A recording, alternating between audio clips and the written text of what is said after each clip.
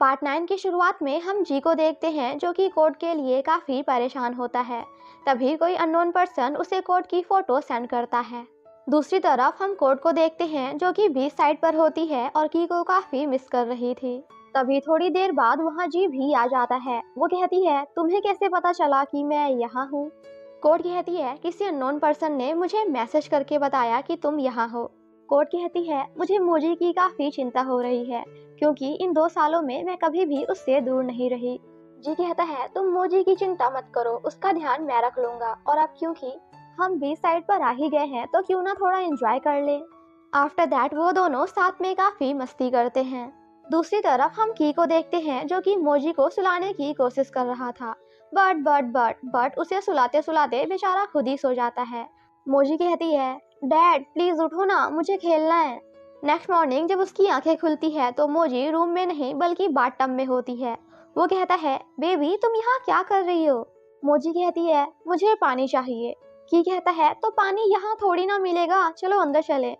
After that वो उसे खाना खिलाने की कोशिश करती है बट मोजी यहाँ भी उसे काफ़ी परेशान करती है। वो जब ऑफिस जाने के लिए तैयार हो रहा था तो खुद से कहता है कि आखिर मैं मोजी को किसके पास छोड़ूं? क्या आंट के पास? नहीं, उनके पास नहीं छोड़ सकता क्योंकि वो मुझसे क्वेश्चन करने लगेगी कि आखिर कोर्ट कहाँ है, क्या तुम दोनों के बीच में फाइट हुई है? जाओ अभी जाकर अपनी वाइफ को वापस लेकर आओ। जब उसे कोई सॉल्यूशन नहीं मिलता तो एट लास्ट वो मोजी को ही लेकर ऑफिस चला जाता है। मोजी जब ऑफिस में भी की को काफी परेशान कर रही थी तभी वहाँ जी आकर कहता है कि प्लीज तुम कोर्ट को वापस बुला लो क्योंकि तुम अकेले मोजी की केयर नहीं कर सकते। की कहता है, अगर तुम उसे अपनी बेटी की माँ बनाना चाहते हो तो जाओ जाकर उसे पैसे दे दो क्योंकि उसे पैसों से बहुत प्यार है। जी कहता है, तुम्हें कोई हक नहीं है कि तुम कोर्ट के बारे में ऐसी बातें करो, तुम्हें उसके बारे में पता ही क्या है। बचपन से लेकर आज तक उसने बहुत मेहनत की है ताकि वो अपने लिए थोड़े बहुत पैसे कमा सके। उसने मुझसे कभी भी हेल्प नहीं मांगी, वो मैं ही था जो हमेशा उसकी हेल्प करना चाहता था। और हाँ, वो मुझे की माँ बनने के लिए इसलिए रेडी हुई क्योंकि मैंने कहा था कि अगर वो ऐसा नहीं करेगी तो फिर मैं मोजी को अनाथ आश्रम में छोड़ाऊंगा। जिसे सुनकर की शॉक्ड हो जाता है। जी कहता है, अगर आपको गुस्सा करना ही है तो मुझ पर करिए, सारा ब्लेम कोर्ट पर मत डालिए। वापस आकर की अपने घर को इतना क्लीन देखकर कोर्ट को मिस करता है क्योंकि जब कोर्ट यहाँ रहती है तो घर घर नहीं बल्कि डस्टबिन लगता है। की कहता है, क्या मैं उसे कॉल करूं या नहीं? अच्छा करता हूँ। नहीं करूंगा। क्यों करूं? उसने भी तो नहीं किया। दूसरी तरफ कोर्ट मोजी को काफी मिस कर रही थी तभी गलती से जी को की को कॉल लग जाता है जिसे देखकर वो काफी हैप्पी होता है बट इससे पहले कि वो फोन उठा पाता कोर्ट कॉल कट कर देती है। पार्ट 9 तो एट लास्ट वो खुद ही कोर्ट को कॉल करता है। की कहता है, तुमने कॉल किया था? वो कहती है, गलती से लग गया था, सॉरी। की सैड होकर कहता है कि ठीक है फिर मैं रखता हूँ। वो कहती है, 1 मिनट, मोजी कैसी है? मुझे उसकी काफ़ी चिंता हो रही है। वो कहता है, हमेशा की तरह अपनी मॉम के लिए रो रही है। वैसे तुम अभी हो कहाँ? मुझे तुमसे बात करनी है। कोर्ट कहती है, मैं तुम्हें नहीं बताना चाहती और फ़ोन कट कर देती है। ये कहता है, अरे कोर्ट सुनो तो। एंड देन तुरंत जी को कॉल करके कहता है कि जल्दी बताओ अभी कोर्ट कहाँ है, अगर तुम चाहते हो कि हमारे बीच सब कुछ सही हो जाए। नेक्स्ट मॉर्निंग वो कोर्ट के पास जाकर कहता है कि मैंने कहा ना कि मुझे तुमसे कुछ बात करनी है। मोजी तुम्हारे बिना नहीं रह सकती, हमें तुम्हारी जरूरत है। कोर्ट कहती है, कल तो तुमने मेरे ऊपर ऐसे चिल्लाया जैसे कि मैं कोई इंसान ही नहीं हूँ और अब तुम चाहते हो कि मैं तुम्हारे साथ वापस चलूँ, वो भी इतना इजली। वो कहता है, मैंने तुम्हें ऑलरेडी पैसे दिए हैं ना। कोर्ट कहती है, अगर तुम मुझसे इतनी ही ज्यादा नफरत करते हो तो मुझे वापस चलने के लिए क्यों कह रहे हो? की कहता है, तुम्हारे साथ कुछ दिन और रह लूंगा तो मर नहीं जाऊंगा, कम से कम मुझे ये तो पता है कि तुम कैसी इंसान हो। बट प्लीज मोजी को बुरी बातें सिखाकर खुद के जैसा मत बना देना। वो कहती है, अगर तुम्हें लगता है कि मैं इतनी ही बुरी हूँ क्योंकि मैंने तुमसे पैसे लिए हैं तो मैं तुम्हें तुम्हारे सारे पैसे वापस कर सकती हूँ। की कहता है, मैं दी हुई चीज वापस नहीं लेता। तुम मेरे साथ चल रही हो या नहीं, यस और नो। कोर्ट कहती है, तुम जा सकते हो। की कहता है, व्हाट, मतलब तुम वापस नहीं चल रही? वो कहती है, मैं खुद से भी वापस आ सकती हूँ, मेरे पास भी हाथ पैर हैं। जिसे सुनकर की काफ़ी हैप्पी हो जाता है। वो कहती है, ओ हेलो, तुम ये मत सोचना कि मैं तुम्हारे पैसों के लिए वापस आ रही हूँ, बिल्कुल नहीं, क्योंकि मैं तो मोजी के लिए वापस आ रही हूँ। मैं नहीं चाहती कि वो भी बिना मॉम एंड डैड के बड़ी हो जैसे मैं हुई हूँ। की कहता है, हाँ मुझे पता है। और कल के लिए आई एम रियली सॉरी क्योंकि मैंने तुम पे कुछ ज़्यादा ही चिल्ला दिया था। नेक्स्ट मॉर्निंग कोर्ट के आने की खुशी में की घर को काफ़ी अच्छे से डेकोरेट कर रहा था। तभी डोरबेल बजती है। काफ़ी हैप्पी होकर वो गेट ओपन करता है, बट वहाँ कोर्ट नहीं बल्कि जी होता है। वो कहता है, तुम फिर यहाँ? चुपचाप मोजी को अंदर छोड़ो और यहाँ से चले जाओ। तो एट जी कहता है, नहीं, क्योंकि कोर्ट के आने से पहले मुझे तुमसे कुछ बात करनी है। तो बताओ कि क्या तुम कोर्ट को पसंद करते हो? वो कहता है, मैं तुम्हें क्यों बताऊं? जी कहता है, क्योंकि मैं उसे पसंद करता हूँ। भले ही वो मोजी की असली माँ नहीं है, बट मैं उसे अपनी रियल वाइफ बना कर रहूँगा। तो क्यों ना हम दोनों एक सच्चे मर्द की तरह उसके लिए कम्पीट करें? जी कहता है, श्योर, क्यों नहीं। दूसरी तरफ कोर्ट जब वापस आ रही थी तो लॉबी में एक आंट से टकरा जाती है। आप इन आंट को याद करके रखिएगा क्योंकि ड्रामा में इनका काफ़ी इम्पोर्टेंट रोल है। कोर्ट जब घर पहुंचती है तो दोनों भाई एक दूसरे से लड़ते झगड़ते कोर्ट को इम्प्रेस करने में लग जाते हैं, जिसे देखकर कोर्ट वॉज लाइक, ये दोनों पगला गए हैं का। की कोर्ट के लिए जूस लेकर आता है तो जलसी की वजह से जी उसे पीने लगता है। की कहता है, ओ हेलो, ये तेरे लिए नहीं बल्कि कोर्ट के लिए है, जिसे देखकर हम व्यूअर्स वॉज लाइक, मतलब एक लड़की के चक्कर में भाई भाई ना रहा। तो देखा गाइस, एक लड़की ही दो भाइयों के बीच में फाइट कराती है। आई नो कि अभी आप सब यही कहने वाले हो कि आप भी तो लड़की हो। जस्ट किडिंग, सीरियस मत होना। की कोर्ट को रूम दिखाते हुए कहता है कि क्या तुम्हें ये पसंद आया? मैंने अपने हाथों से डेकोरेट किया है। वो कहती है, क्या तुम मुझे मनाने की कोशिश कर रहे हो? बट प्लीज़ नेक्स्ट टाइम से फ्लावर्स मत खरीदना क्योंकि ये वेस्ट ऑफ मनी हो। आई मीन है। जी कहता है, वही तो मैं इन्हें कब से समझा रहा था। और हाँ, ये रहा मेरा गिफ्ट। और हाँ, मेरे पास भी तुम्हारे लिए फ्लावर्स हैं जो कि की के फ्लावर से बहुत डिफरेंट हैं। वो कहता है, ओए ओए ओए, तू मेरी चीटिंग कर रहा है। अभी भी तो तूने मुझसे कहा था ना कि एक मर्द की तरह फाइट करो। की कहता है, कोर्ट, मैंने तुम्हारे लिए खाना बनाया है, वो भी तुम्हारा फेवरेट, चलो साथ में खाते हैं। तभी वहाँ जी एक फ्लावर बुके लेकर आता है। वो भी कोई ऐसा वैसा बुके नहीं, क्योंकि उस बुके के सारे फ्लावर्स रियल नोट को फोल्ड करके बनाया गया था। जी कहता है, क्या तुम्हें ये पसंद आया? Do you like it? वो कहती है, लाइक इट नहीं, लव इट, मुझे ये बहुत पसंद आया। और इस तरह यहाँ बाजी जी मार लेता है, जिसे देखने के बाद तो की का रिएक्शन देखने लायक था। जी जब वापस जा रहा था तो वो कोर्ट से कहता है कि मैंने तुमसे कहा था ना कि मैं तुम्हें पसंद करता हूँ। इस बार मैं की के लिए पीछे नहीं हटूंगा। अगर तुम मुझे एक चांस दोगी तो मैं, तुम और मोजी एक रियल फैमिली बन सकते हैं। भले ही तुम मोजी की रियल मॉम नहीं हो, बट बचपन से लेकर आज तक तुमने ही उसे पाला है। वो कहती है, मगर तुम्हारी तो एक फियांसे है। जी कहता है, मैंने तुमसे कहा ना कि मैं तुम्हारे और मोजी के लिए सब कुछ छोड़ने को तैयार हूँ। कोर्ट कहती है, अभी तुम जाओ, मैं तुमसे बाद में बात करूंगी। उसके जाते ही पीछे से एफ आती है और यहाँ उसे भी सब कुछ पता चल जाता है। वो कहती है, अच्छा, तो इसका मतलब तुम और की मोजी के रियल मॉम एंड डैड नहीं हो। कोर्ट कहती है, आखिर तुम चाहती क्या हो? एफ कहती है, अगर तुम नहीं चाहती कि इस बारे में मेरे डैड को पता चले तो जी एंड की लाइफ से हमेशा हमेशा के लिए चले जाओ। ये सिर्फ मुझसे प्यार करता है और उसने तुमसे शादी सिर्फ इसलिए की ताकि वो अपनी फैमिली को बचा सके। तो अगर तुम दोनों की लाइफ से चली जाओगी तो सब कुछ सही हो जाएगा, जिसे सुनकर कोर्ट को बिल्कुल भी अच्छा नहीं लगता। सेम नाइट कोर्ट इसी बारे में सोच सोच कर की को देखे जा रही थी। वो कहता है, तुम मुझे ऐसे क्यों देख रही हो? वो कहती है, मैं बस तुम्हें देखना चाहती हूँ। मेरे पास बहुत कम टाइम है, क्या पता इसके बाद मैं तुम्हें कभी देख भी पाऊँ या नहीं। की कहता है, मगर तुम मुझे हर रोज देख सकती हो। कोर्ट कहती है, एक दिन हमारा डाइवोर्स हो जाएगा और तुम्हारी तो ऑलरेडी एक गर्लफ्रेंड भी है, तो फिर मोजी का क्या? एक दिन तुम्हारे खुद के बच्चे होंगे, तो क्या तुम्हारी वाइफ मोजी को अपनी बेटी की तरह प्यार कर पाएगी? की कहता है, तो फिर क्यों ना तुम मेरी रियल फैमिली बन जाओ। इसे सुनकर कोर्ट पहले तो हैप्पी हो जाती है, बट देन कहती है, ऐसी बातें मत करो जो इम्पॉसिबल है, क्योंकि तुम मुझसे प्यार नहीं करते, राइट? और जिस रिश्ते में प्यार ना हो वो ज़्यादा दिन तक नहीं चल सकता। की कुछ नहीं बोलता। जब वो अपने रूम में होता है तो उन्हीं बातों को याद करते हुए कहता है कि क्या तुम सच में मुझसे डाइवोर्स चाहती हो? दूसरी तरफ कोर्ट खुद से कह रही होती है कि क्या तुमने मुझे कभी जरा सा भी प्यार किया है? नेक्स्ट मॉर्निंग कोर्ट अपने लिए जॉब ढूंढ रही थी। की कहता है, मगर अब तुम्हें जॉब की ज़रूरत क्यों है? कोर्ट कहती है, हमारे डाइवोर्स के बाद मुझे जॉब की ज़रूरत तो पड़ेगी ना। अभी तक तो मेरे पास मोजी थी, बट उसके जाने के बाद मुझे कुछ तो करना होगा। ऑफिस में की गुस्से कह रहा होता है कि तुम्हें जॉब करने की ज़रूरत क्या है? क्या मैंने तुम्हें इनफ पैसे नहीं दिए हैं? या फिर तुम सच में डाइवोर्स चाहती हो? पीछे से सेक्रेटरी आकर कहती है कि मिस्टर की, आप ठीक तो है ना? अगर आपको कोई प्रॉब्लम है तो आप मुझसे शेयर कर सकते हैं।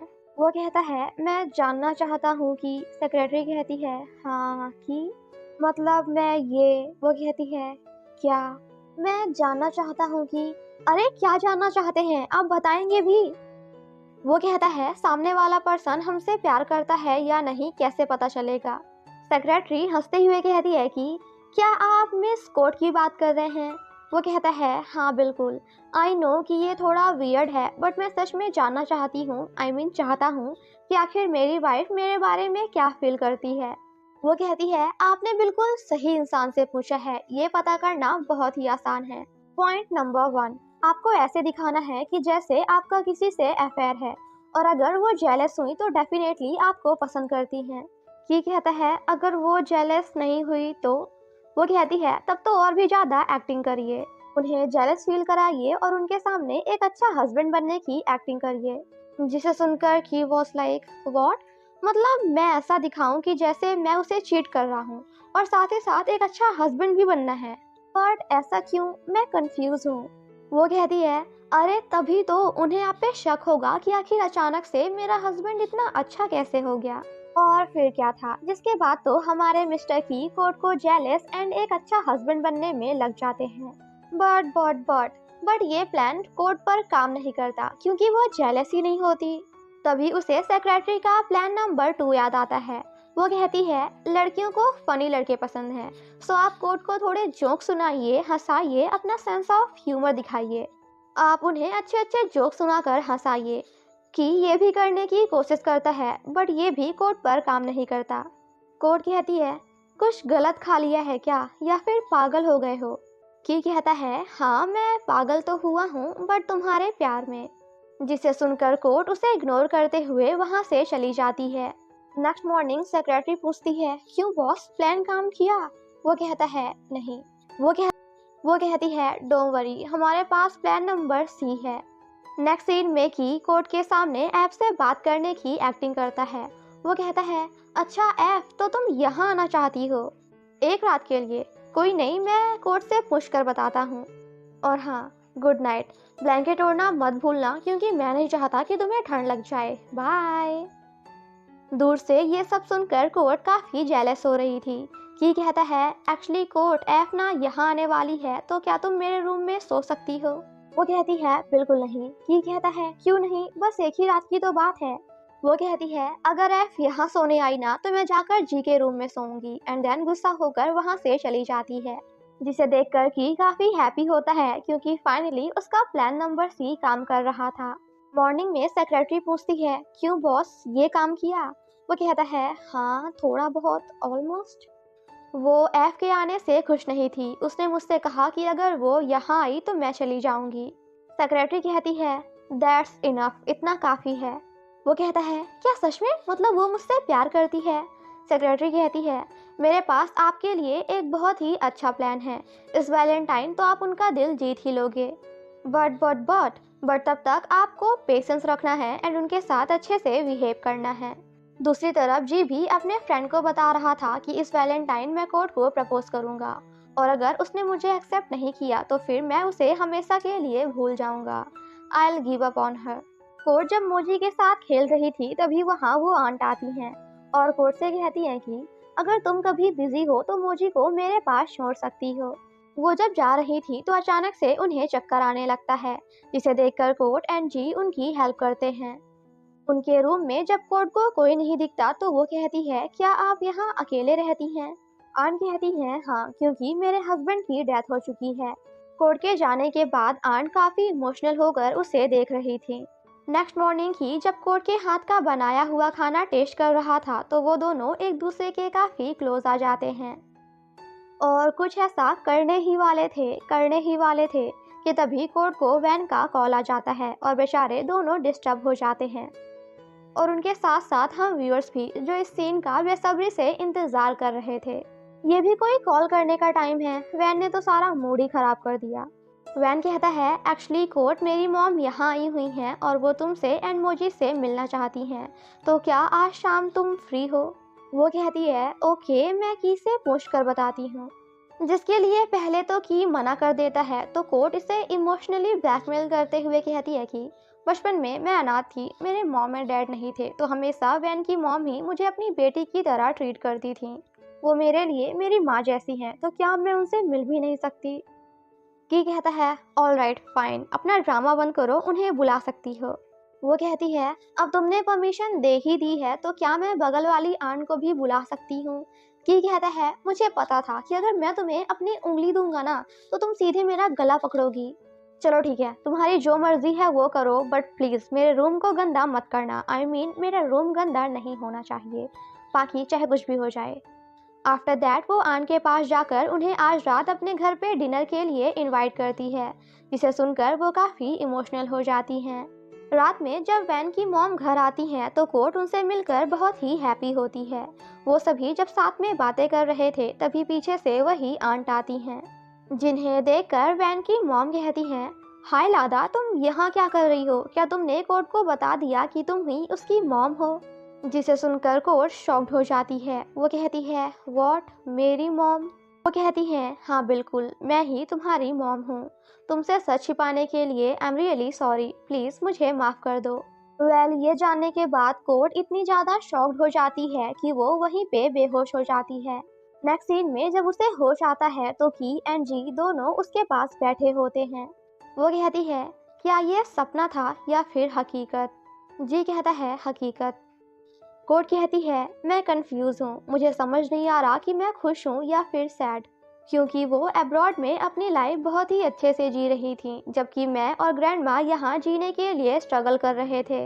आखिर इस दुनिया में ऐसी कौन सी माँ है जो अपने बच्चों के साथ ऐसा करती है?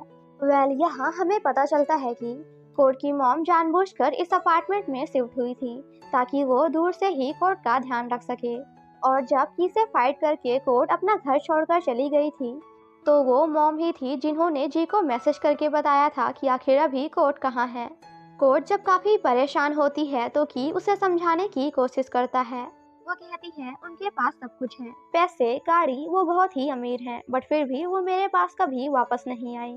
ये सब याद करने के बाद मैं कभी भी उन्हें एक्सेप्ट नहीं कर सकती। कि उसे समझाते हुए कहता है कि आखिर वो तुम्हारी मॉम है, कम से कम उन्हें एक्सप्लेन करने का एक मौका तो दो।